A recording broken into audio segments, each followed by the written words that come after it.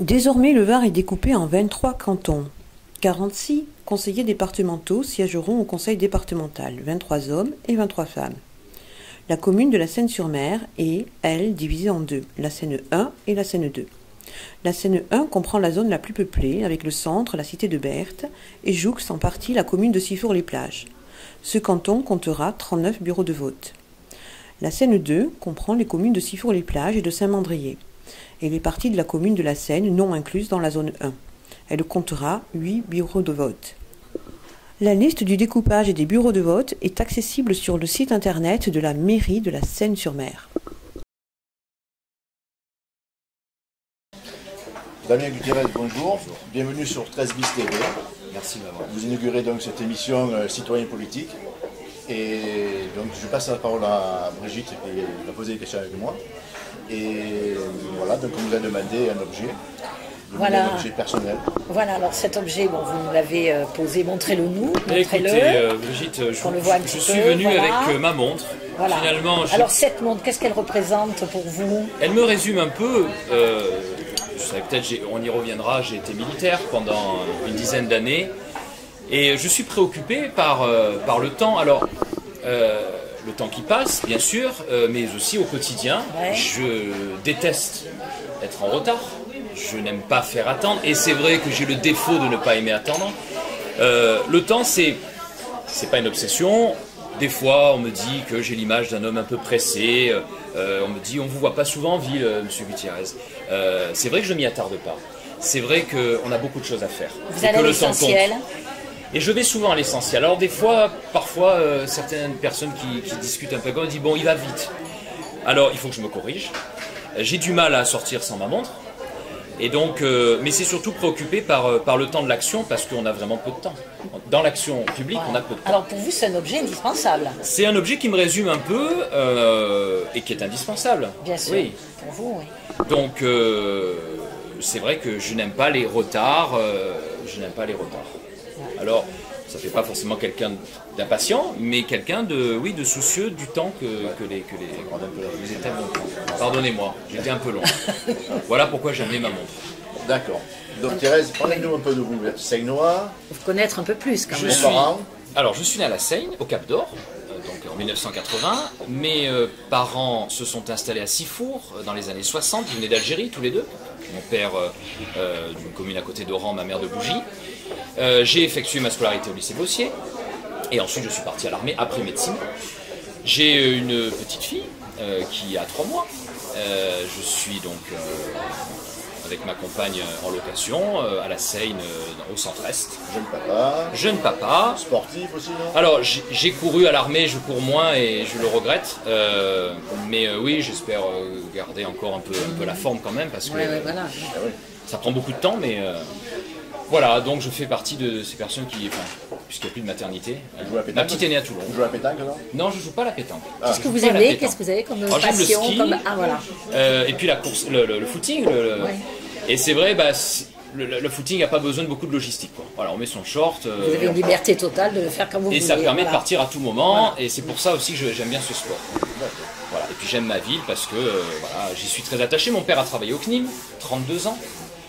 Donc, bon, évidemment, ça crée un lien avec la ville et les chantiers, et son histoire et son avenir maintenant, puisque, bon, forcément, je m'inscris dans la durée. Vous êtes engagé dans la politique depuis combien d'années? Alors, j'ai adhéré à l'UMP en 2004. J'ai exercé une activité de collaborateur d'élu à l'UMP. Vous étiez à l'UMODEM avant? Alors, j'ai commencé à l'UMP. Ouais. Qu'est-ce qui s'est passé? J'ai été déçu, trahi, déçu par la manière dont avait Nicolas Sarkozy d'exercer le pouvoir. Alors on pourrait reprendre le feuilleton de l'EHPAD, du Fouquet's. Bon, c'est vrai que j'ai commencé à être, choqué par cette manière de faire. Et puis bien sûr, j'ai été aussi déçu parce que les résultats n'ont pas été au rendez-vous et il y avait un décalage par rapport au discours de 2007. J'étais attaché parlementaire de Nadine Morano, je l'ai soutenu en 2007 et j'ai voté pour lui en 2007. Et puis donc, ces années faisant, j'ai été de plus en plus préoccupé par les questions de moralité publique. Et un homme est apparu dans les années 2010, donc il préparait l'élection présidentielle de 2012, c'est François Bayrou. Et j'étais assez convaincu par son discours de moralisation de la vie politique, dont on manque tant, on en reparlera peut-être tout à l'heure. Et donc j'ai accepté bien volontiers, puisque j'avais été déçu par Nicolas Sarkozy, bien de représenter ses idées aux élections législatives de juin 2012, vous vous en souvenez, j'étais candidat. Par contre, je ne savais pas au moment où j'ai déposé ma candidature que François Bayrou allait voter, même à titre personnel, pour le candidat socialiste. Alors je ne suis pas socialiste, je ne suis pas à l'UMP, j'ai apprécié l'indépendance de François Bayrou à l'égard de l'UMP et du PS, et là je m'aperçois qu'il vote même à titre personnel pour le Parti socialiste, donc j'ai été à nouveau, une nouvelle fois déçu. Et finalement,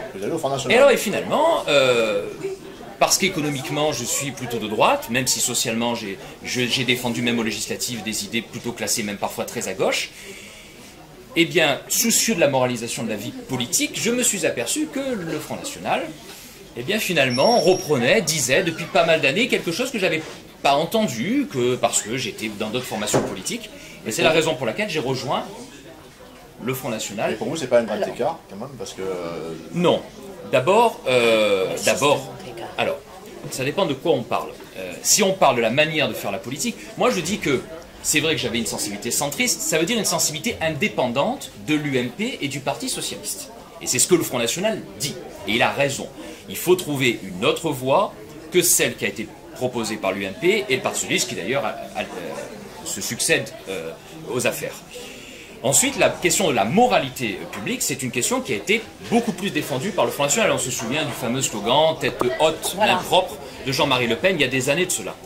Et donc le condensé est fait aussi que c'est une formation qui appartient à la droite, républicaine, on ne peut pas le considérer le Front National en dehors du champ de la République. Le condensé fait qu'il y a une logique. On pourrait même dire que oui, il y a une continuité d'idéologie entre le centre-droit. J'espérais que François Bayrou était du centre-droit. L'UMP auquel j'ai appartenu, je rappelle d'ailleurs que le programme du RPR des années 90, c'est le programme du Front National d'aujourd'hui, et le Front National. Et j'avais d'ailleurs dit à l'AFP, lorsque j'avais expliqué que j'avais rejoint le Front National, que évidemment, à terme, il faudra se poser la question de la recomposition de la droite française avec forcément le Front National. Alors voilà pourquoi je ne trouvais pas... Vous êtes jeune, 34 ans je crois. Alors votre parcours politique, parce que vous êtes investi relativement jeune, qu'est-ce qui vous a amené à la politique, à un investissement aussi total?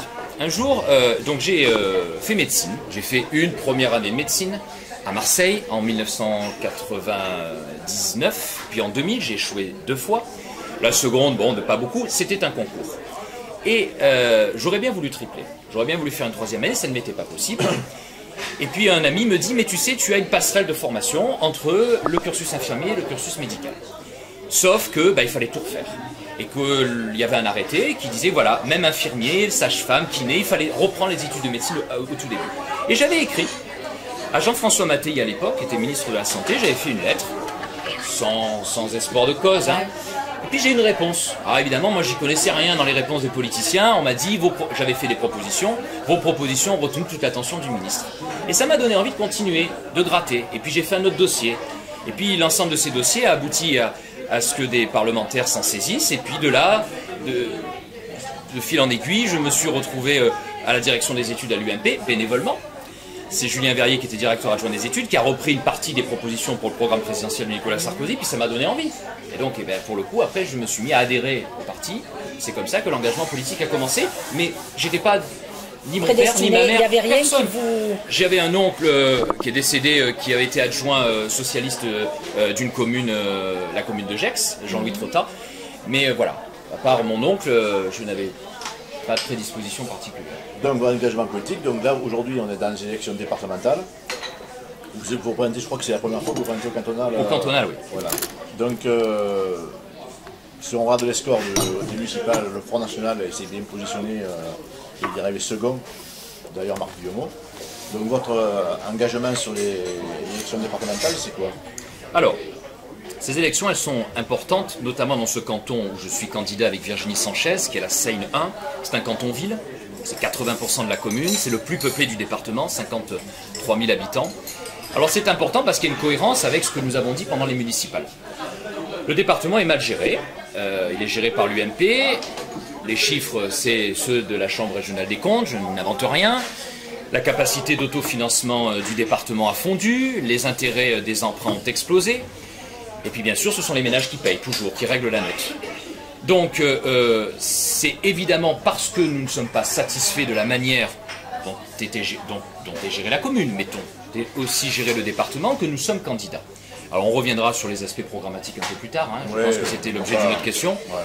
Mais ces élections sont importantes parce que elles vont évidemment conditionner la place de la Seine dans les années à venir, puisque c'est un canton-ville. Donc la particularité, c'est qu'il s'agit uniquement de l'intérêt des Sénois pour ce canton. Bien sûr, il y a aussi l'intérêt de tout l'ensemble des Varois, mais ce sont les Sénois qui votent là, hein, et donc, que les Sénois. Votre ambition, c'est bien sûr de gagner. Oui. C'est l'objectif quand même. Pas pour, oui.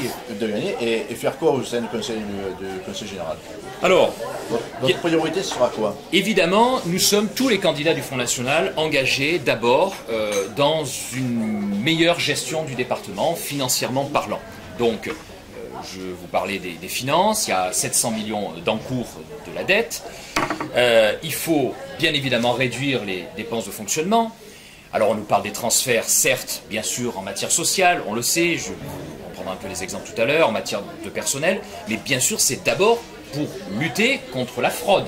Alors on nous dit, oh mais le Front National utilise souvent la fraude, mais c'est un vrai problème, c'est un vrai sujet. 15% du patrimoine français part dans les paradis fiscaux, c'est quand même énorme. Personne n'a dit évidemment que tous les bénéficiaires du RSA sont des fraudeurs. Personne ne l'a dit. Mais c'est clair que celles et ceux qui parasitent le système mettent en péril la solidarité. Et puis tout simplement, c'est inacceptable pour ceux qui payent. Donc c'est avant tout, on va engager un plan de redressement financier qui passera bien sûr par une lutte efficace et courageuse, parce que c'est ce dont l'UMP a manqué contre la fraude. Et puis bien sûr c'est d'autres sujets, je ne sais pas si je les développe dès maintenant, c'est bien sûr la lutte contre le gaspillage, donc il va falloir réduire les dépenses de fonctionnement. Alors on nous dit mais on a fait 1,8 milliard d'investissements. D'accord, mais enfin on investit quand on a les moyens, on n'investit pas sur de l'emprunt. Donc le problème de la gestion des années UMP, c'est qu'on s'est endetté beaucoup trop. Réduire le fonctionnement, ça veut dire quoi? Réduire le fonctionnement en luttant évidemment contre la fraude, le gaspillage, bien sûr c'est moins de dépenses de fonctionnement. Une anecdote, on parlait de mon parcours tout à l'heure. On ne peut pas dire que c'est le Front National qui l'a proposé, c'est un sénateur centriste, de l'Alliance centriste à laquelle j'ai appartenu à une époque, Jean Arthuis, qui pointait le problème des mineurs isolés étrangers. Qu'est-ce que c'est ce problème? Quand le Front National parle des mineurs isolés étrangers, on passe pour des personnes qui utilisent des problématiques liées à l'étranger. Mais bien évidemment, nous assumons notre préférence pour les nationaux, quelle que soit leur origine, par rapport aux étrangers. Mais quel est le problème des mineurs isolés étrangers? C'est un vrai problème de départemental. Les mineurs isolés étrangers, ce sont donc, comme dans le nom l'indique, des mineurs sans famille, qui arrivent clandestinement, le plus souvent sur le territoire français, mais dont la prise en charge, l'hébergement, jusqu'à leur majorité, tout dépend de leur âge, dépend du Conseil général. C'est l'aide sociale à l'enfance, c'est comme ça. Qu'est-ce qu'a dit Jean Arthuis dans sa proposition de loi, et qu'est-ce que nous disons, entre autres? C'est quand même pas au département de gérer la politique en matière d'immigration de l'État, qu'il soit socialiste ou UMP. Donc c'est à l'État d'assumer cette prise en charge. Et cette aide sociale à l'enfance pour les mineurs isolés étrangers, elle pèse. Elle pèse. Donc c'est mis bout à bout, c'est autant de dépenses sociales que l'on trouve absolument insensées et qui ne doivent pas être à la charge. Et la Loire, ça représente quoi? Combien de personnes? Alors, en fait, c'est réparti sur l'ensemble des départements. Certains nous disent, vous vous battez pour des questions de principe. Parce que, mis bout à bout, bien sûr que ça commence à être des volumes importants. C'est l'aide sociale à l'enfance qui n'est pas fait pour ça. Ces mineurs changent de département, ne donnent pas souvent leur identité exacte, fuguent, et donc sont à nouveau pris en charge dans le département. C'est peut-être une 60aine de cas par département. Mais enfin, sauf que leur nombre a triplé au niveau national. On était à 1500 à la mise en place du dispositif, on a quadruplé, on est quasiment à 8000 aujourd'hui. Le Front National et c'est la raison pour laquelle j'y suis, a le mérite de dire exactement là où il y a des problématiques et de se donner les moyens d'y répondre. Et mis bout à bout, clairement, c'est vrai, il y a un certain nombre également de subventions qui sont allouées, alors qu'on n'a pas tous les éléments qui nous permettent d'apprécier la pertinence et la justification de ces aides sociales. L'aide sociale, c'est un demi-milliard. Le budget du département, c'est un peu plus d'1 milliard 200 millions. C'est 505 millions pour l'aide sociale. On va parler bien sûr des autres budgets, des pompiers, de l'environnement. Mais votre priorité? Notre priorité, c'est bien sûr la clarté de la politique sociale. À partir du moment où c'est un demi-milliard, que ça conditionne, que ça grève notre budget de fonctionnement, et que donc on est obligé d'emprunter pour investir parce qu'on n'a pas assez d'autofinancement, on n'a pas assez d'excédent de fonctionnement, ben bien sûr que c'est notre priorité. Et c'est un principe. Et c'est un principe qui est cher au Front National, que les personnes qui se donnent les moyens de s'insérer, qui honnêtement déclarent leurs ressources, eh bien soient aidées, que les associations qui en ont besoin soient aidées, mais évidemment que ceux qui utilisent le système, on n'a pas, nous, le département, à assumer la politique de l'État. C'est un argument qui n'est pas toujours développé. Il n'est pas développé. C'est pas la priorité dans mais tout oui, ce qui est médias. Oui, voilà. Parce que quand on parle d'aide médicale d'État, c'est pas le cas du département. Et quand on parle de mineurs isolés étrangers, ah ben c'est le Front National, c'est radical. Quand on parle de fraudeurs, on dit oui, mais tous les bénéficiaires de ça ne sont pas fraudeurs. Exactement. Sauf que mis bout à bout, c'est gaspillage pour certaines dépenses ou c'est dépenses injustifiées, eh bien évidemment, même si c'est mais 20%, vous vous rendez compte, 20% d'un demi-milliard, ben, c'est ce qui va peut-être nous manquer pour faire un investissement public, pour faire une route, pour réhabiliter un collège. Donc on ne peut pas emprunter indéfiniment. On est à 700 millions d'encours de la dette. Donc c'est pas acceptable, parce que le contribuable, lui, continue à payer. Les impôts des ménages n'ont pas baissé. Hein. On a bien compris.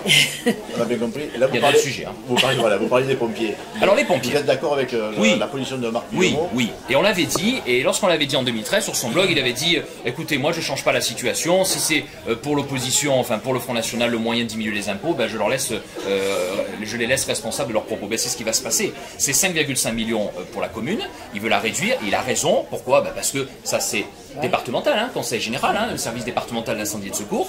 Et ben la Seine c'est 89 € par habitant. Saint-Mandrier, c'est que Gilles Vincent est maire et de Saint-Mandrier candidat à cette élection, ben, c'est 22 € et on partage le même centre de secours. Donc évidemment il va falloir mettre de l'ordre dans tout ça. C'est 48 millions d'euros quand même, hein. C'est le 3e budget après les transports, bien sûr que c'est pas comme l'aide sociale.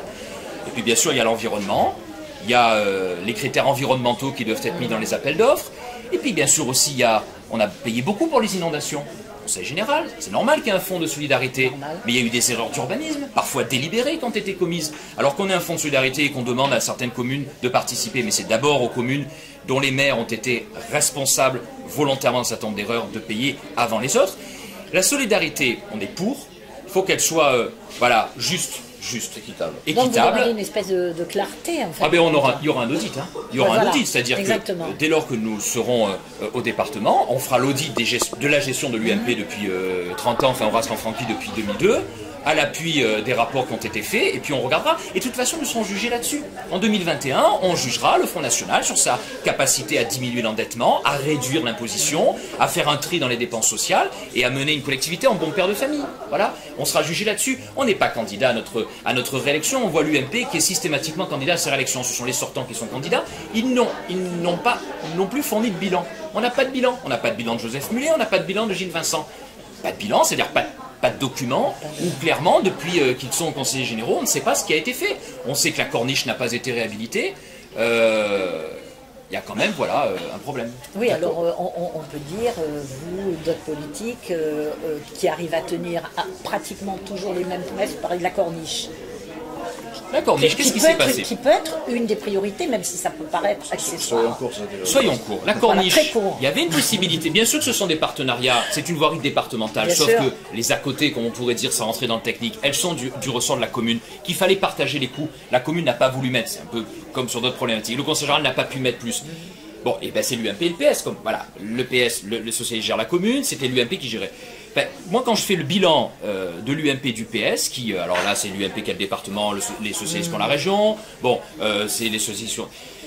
Ben, c'est pas acceptable. Parce que la corniche a attendu. Pourquoi? Ben, pourquoi? Je vais vous dire. Parce que la commune a préféré mettre plus d'argent dans d'autres projets, donc le conseil général ne pouvait pas mettre plus. Pourquoi? Parce qu'il était endetté. Et ben, la corniche ne s'est pas faite. Oui, mais s'il y avait eu, mais il y a une cohérence, c'est-à-dire que si on était candidat au municipal, qu'on est candidat dans un canton-ville, c'est qu'on applique pour le département la politique qu'on aurait appliquée à l'échelon de la commune. L'homme ou la femme qui vous a marqué dans votre parcours? Parcours politique ou alors, professionnel? Très évidemment, récemment, ce serait Marine Le Pen, bien sûr, mais bien évidemment, je trouve que depuis le général de Gaulle, je suis fils de pied noir. Alors le conflit de l'Algérie a été compliqué, mais j'aime la manière gaullienne d'exercer le pouvoir. Donc depuis le général de Gaulle, très honnêtement, oui, on est déçus par la manière dont le pouvoir est exercé. Donc le général de Gaulle reste encore à ce jour, pour moi, le meilleur exemple de celui qui doit gouverner ce pays, c'est-à-dire affranchi de beaucoup de contingences politiques, très soucieux de l'éthique, et puis qui n'est pas candidat à sa réélection, c'est-à-dire qui est prêt à démissionner, et puis qui est peut-être impopulaire, mais c'est ça. C'est une référence pour vous. Oui, j'aime bien ces hommes politiques qui rendent des comptes et qui acceptent de partir lorsque les résultats ne sont pas au rendez-vous, et on n'en a plus beaucoup trouvé. C'est une forme d'intelligence, hein, quelque part. C'est une forme d'honnêteté. Marine Le Pen a dit par exemple que si elle n'était pas suivie par le peuple français sur les questions de l'euro, oui, elle démissionnerait. Mais évidemment, c'est comme ça qu'on va redonner envie aux citoyens de s'intéresser à la politique. C'est pour ça qu'ils s'intéressent. En parlant de citoyen, la citoyenneté pour vous, c'est quoi? La citoyenneté, c'est évidemment, à minima, s'intéresser à la vie publique locale. Bon, alors il y a des magazines locaux, il y a bien sûr suivre l'actualité, c'est avoir un avis sur ce qui nous entoure. Voilà, ce que c'est d'abord s'intéresser. Et puis bien évidemment, c'est voter. Alors le vote, le rendre obligatoire, pas le rendre obligatoire, le jour où l'offre politique sera de qualité, peut-être que les personnes iront voter. Voilà, ça il faut le dire. Donc ça ne sert à rien de rendre obligatoire avec l'offre politique actuelle. Mais bien sûr qu'il faut participer, au moins en votant nul ou blanc, et non pas en s'abstenant. Et vous pensez que ces élections, elles parviendront à mobiliser les électeurs qui sont inquiets, déroutés quelque part? Bon, on est très perturbé sur le plan national. Donc je pense que les Français vont dire ce qu'ils pensent du climat national. C'est pas une élection nationale. J'espère que dans cette campagne à la Seine, en tout cas, grâce à vous, les candidats seront suffisamment clairs pour au moins donner envie et proposer des alternatives. C'est pas garanti. C'est pas garanti parce que les élections cantonales, c'est aussi un échelon. Hein. Alors, on est très attaché au département Front National. Mais bon, c'est un échelon encore en plus. Et des fois, la lisibilité entre ce qui se fait à la commune, ce qu'il fait au département, ce qui se fait à la région. Donc c'est à nous d'être clairs. Merci et merci d'être avoir reçu cette invitation et merci à vous. Merci.